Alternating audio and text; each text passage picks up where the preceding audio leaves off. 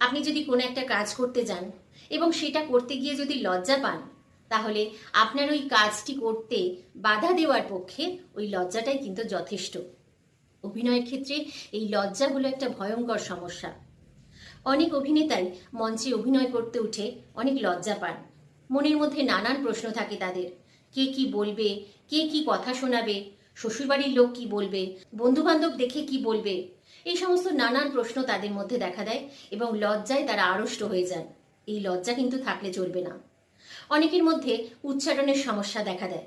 দন্তের স বা র এগুলো উচ্চারণ করতে অনেকেরই অসুবিধে হয়। তো সেখানে কিন্তু লজ্জা পেলে চলবে না। কিভাবে সেটা রেকটিফাই করা যেতে পারে, কিভাবে সেটা কাটিয়ে ওঠা যেতে পারে, সেই বিষয়ে চিন্তা করতে হবে।